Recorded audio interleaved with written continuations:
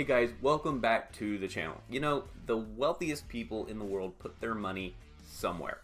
And today we're going to look at Bill Gates, tech titan turned philanthropist. And we're going to look at where he put his money. And in this video, we're going to look at just his top 4 stocks. So just the top 4 companies that represent his portfolio. You know, Bill Gates is mainly known for 2 things, and that is Microsoft and philanthropy.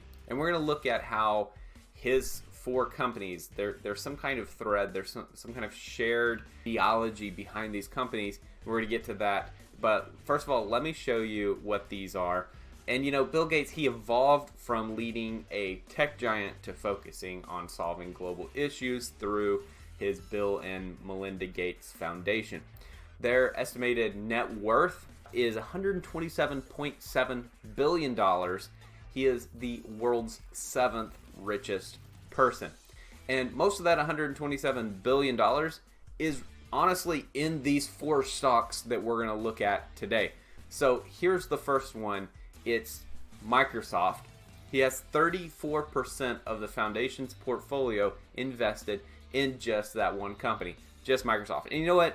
There's no surprise given Gates' history with the company. Microsoft, though, isn't the same company as it was under Gates. In fact, it's evolved a lot under the leadership of the new CEO, Satya Nadella. And the focus has shifted for the company to the cloud. Microsoft is out there leading the charge in artificial intelligence.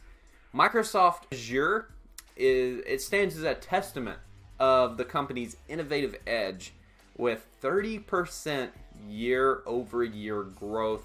Absolutely outstanding for a company of this magnitude.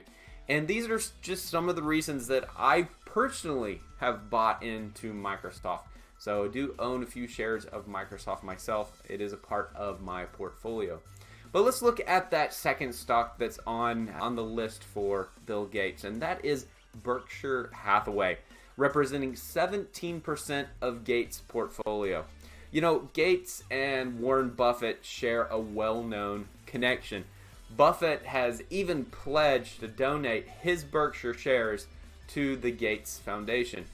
Berkshire has a diversified business model, and this is Gates' primary method of strategic diversification. Diversification is a very important principle in investing, and Berkshire Hathaway is a group of companies in itself. It is diversification, but they represent strong cash flow, a lot of cash flow through this company. And these are just some of the reasons that Gates has made this a cornerstone of his portfolio. Now, for myself, I don't own any shares of Berkshire Hathaway, but every week I do buy a stock and I share what I buy with a video on this channel. This week, actually, I bought AMD, so check out my video for all the reasons that I think that is the best investment right now. Now, the number 3 company on Bill Gates' scorecard is Canadian National Railway, which represents 16% of his portfolio. You know, railroads are also a favorite of Warren Buffett, and what they represent is economic prosperity. They offer cost-effective, environmentally friendly transportation solutions. And the Gates Foundation, their stake in CNR underscores the value that's placed on sustainable and efficient businesses, which we're going to talk a little bit more about here in a minute. I don't personally have a stake in CNR either. Union Pacific is actually my pick for a railway, although I haven't added to that position for some time now.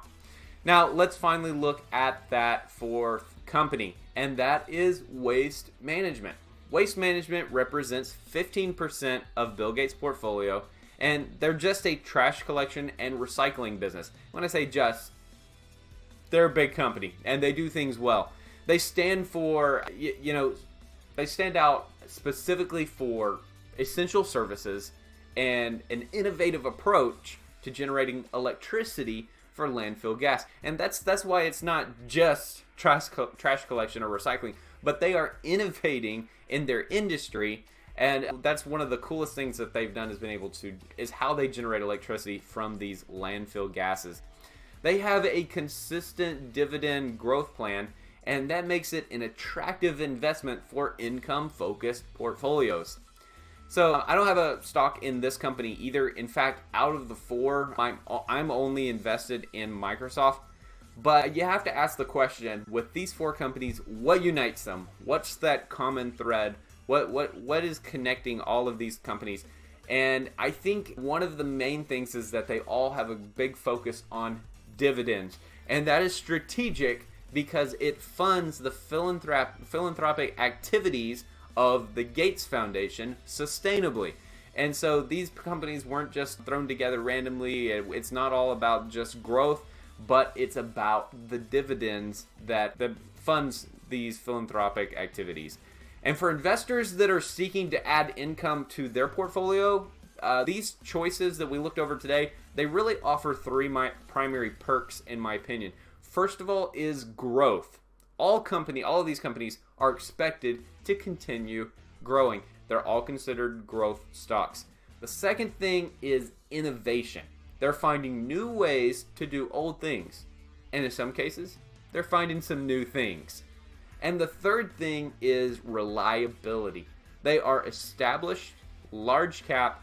They're stocks that you can build a foundation on. And that's exactly what Bill Gates is doing. But for Gates and so many other investors, these stocks aren't just about financial returns. They represent a step towards supporting sustainable and impactful businesses. And that's really one of the key things that unites all four of these companies. But anyway, guys, that's all for today. If you found this information helpful, don't forget to like, share, and subscribe for more investment strategies. Until next time, keep investing wisely, and I'll see you in the next video.